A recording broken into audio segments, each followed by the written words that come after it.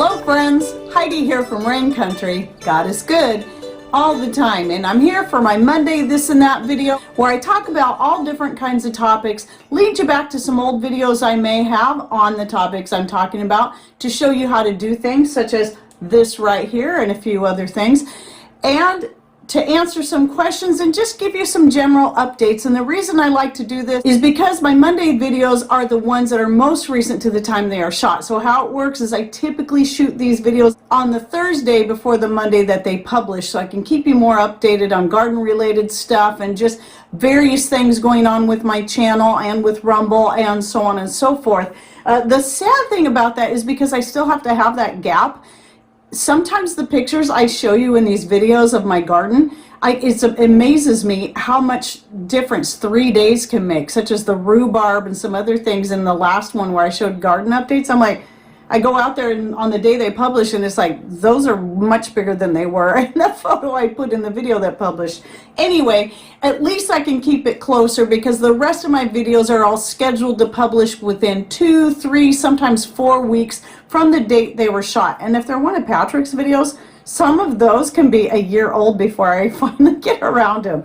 But anyway, let's get to the topics of today. This should be a pretty fun one. So I don't know why I didn't think about talking about this sooner, but I've got a little bit left here, and this is turkey tail mushroom. It grows wild here in the Pacific Northwest, and our friends that have a pretty good sized piece of property, she likes to go out and she collects it. They find it all over there on their property. And so she had given me a bunch for using for tea, and I'm down to the last little bit. So I wanted to shoot the video before I use that last bit in the tea.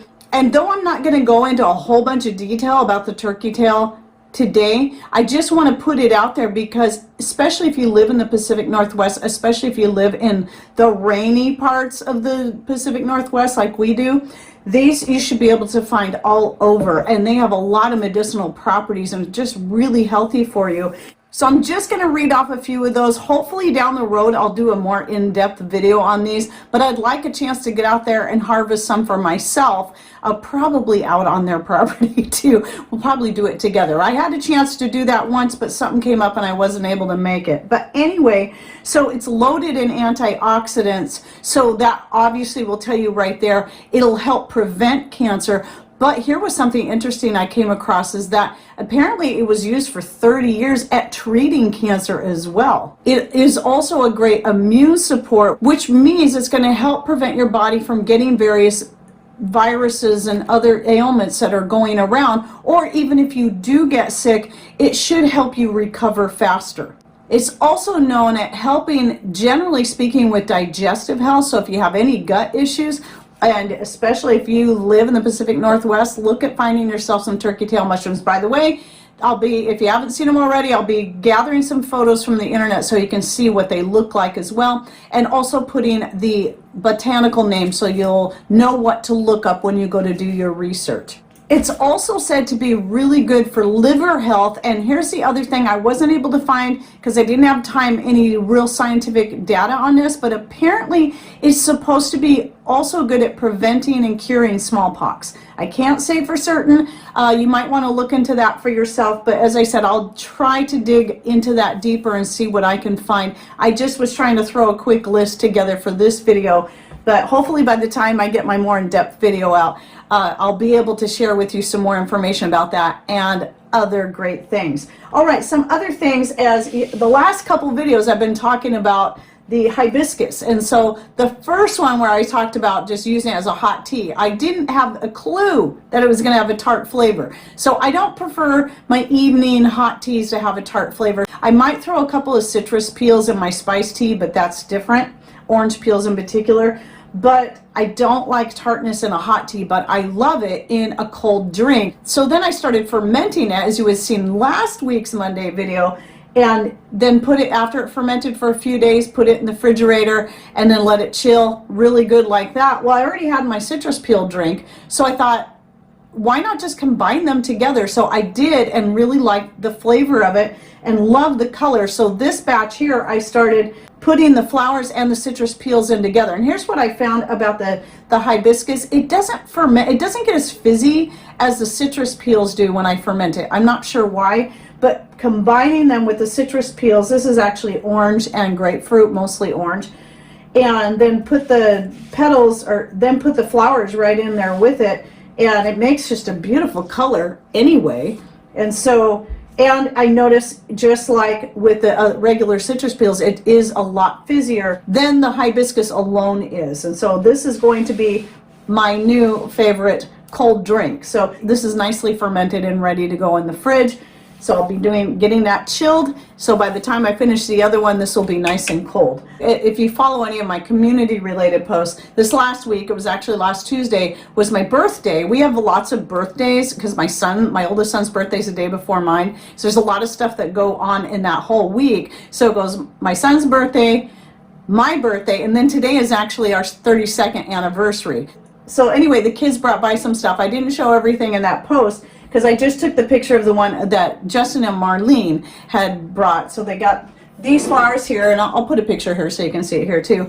And then the world's best abuela mug. I love this. I'm so thrilled about this. And those of you who don't know, abuela means grandma in Spanish. And so I never think to say this, but my daughter-in-law she's Mexican, and she's fluent in both English and Spanish, very fluent in both, because she was actually born here in the States. And so my grandson is going to be bilingual. Now, when I was in college, I did take a year of Spanish, but where I probably learned the most was I attended a Spanish-speaking church for about 2 years. So I know quite a few hymns in Spanish, and I never got fully fluent in it, but I could at least understand when the pastor was preaching in Spanish. I could understand what he was saying most of the time. I love languages in general. I wish I had time to study more in depth, but now that I'm going to have a bilingual grandson, I'm so excited about brushing up again on my Spanish. And what's really cool is I'd actually bought this for Jackson.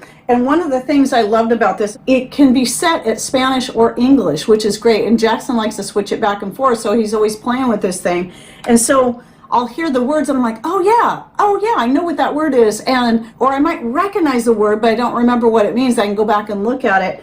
I'm learning new words through this as well, so it's really fun. So I'll show you how this works in case you've never seen one of these. Let me turn it on. So it was set on Spanish last.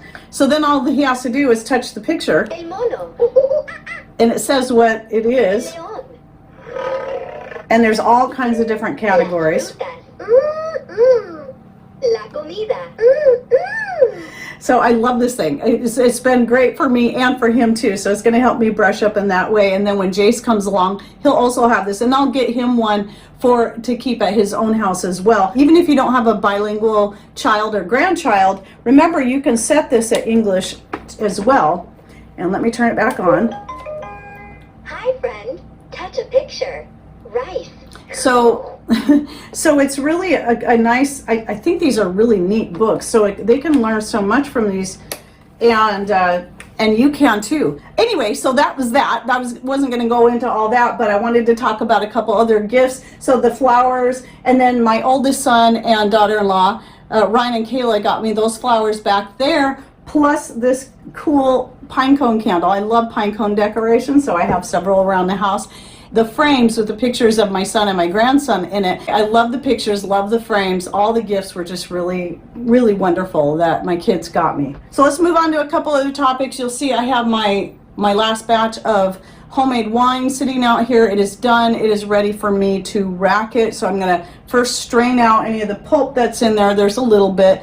And then I'm going to let it sit for a couple days and rack it, and it should be ready to put back into storage. So if you're interested in winemaking, I have a whole playlist.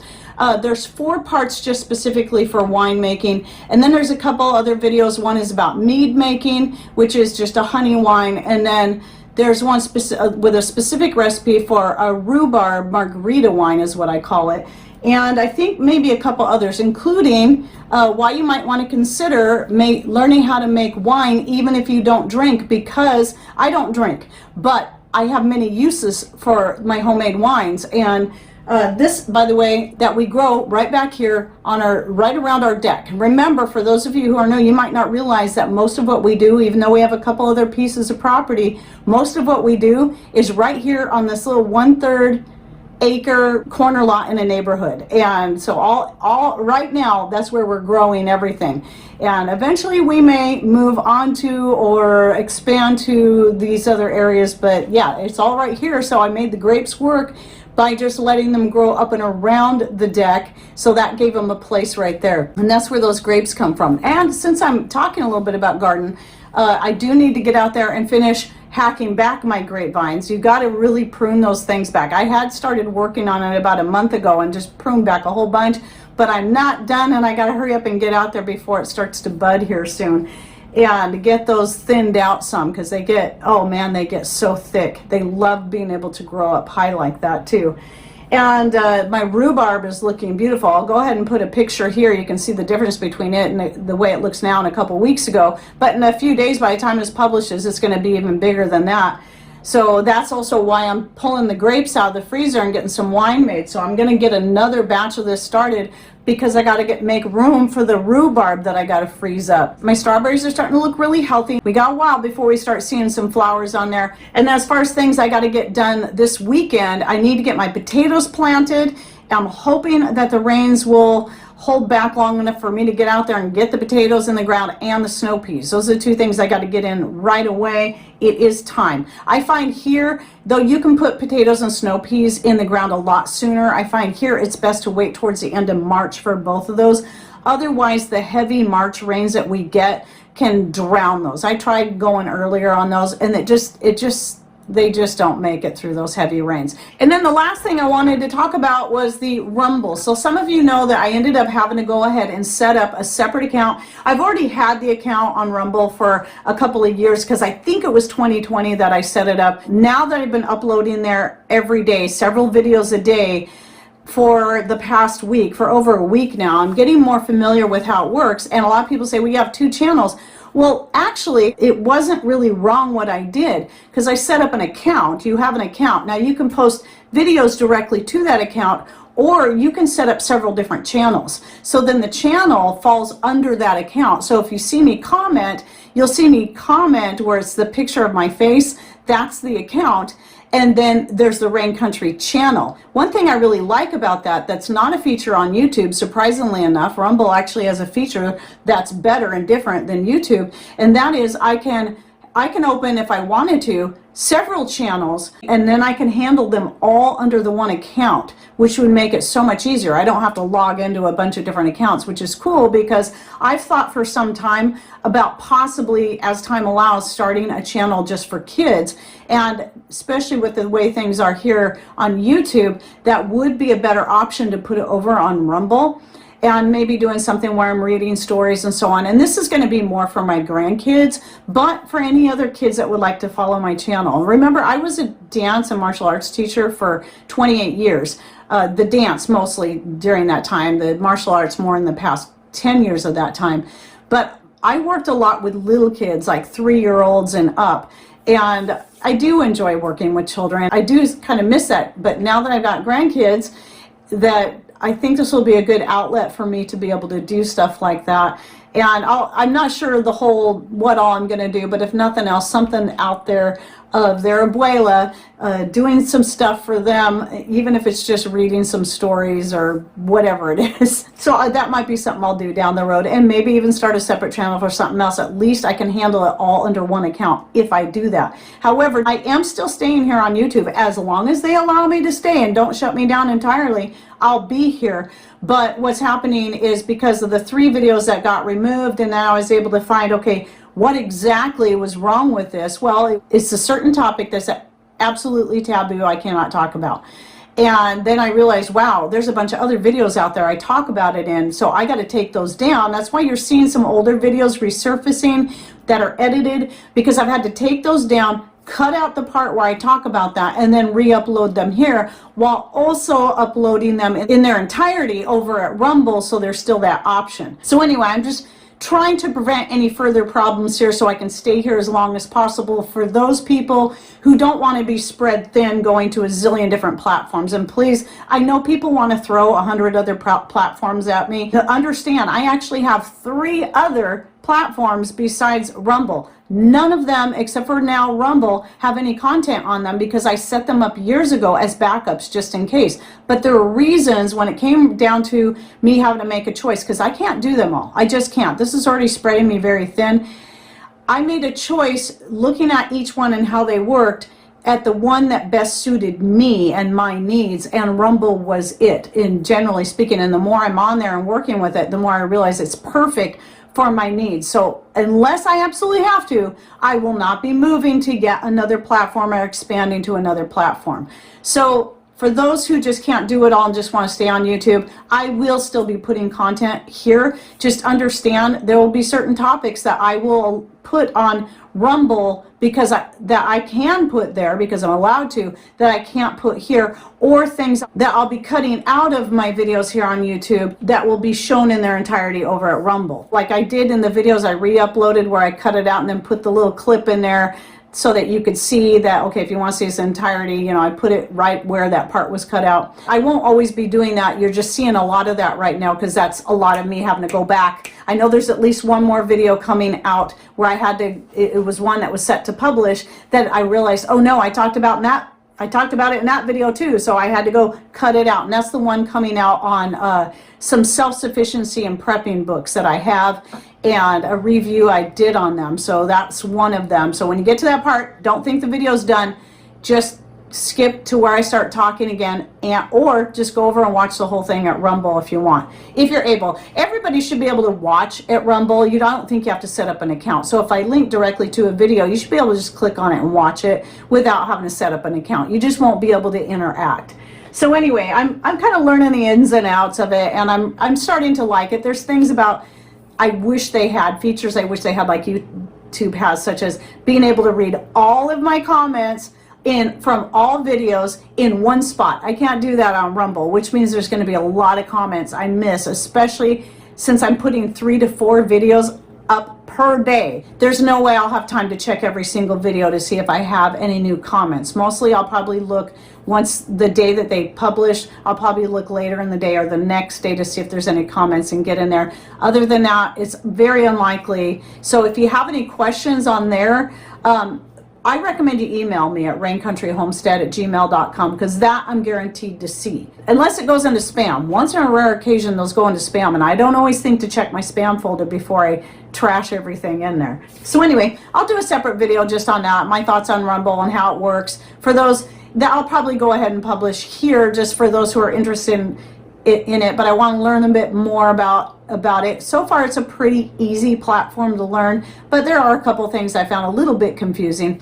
All right, well that's it for my this and that for the week. And don't forget to click on either show more right down here in all caps right below my channel name if you're on a computer, or if you're on a smart device, that little gray arrow right over here on this side. This of course is if you're on YouTube, to find the video links I'll be putting down below and any other information I have to share. And please share with us in comments down below what's going on in your garden right now.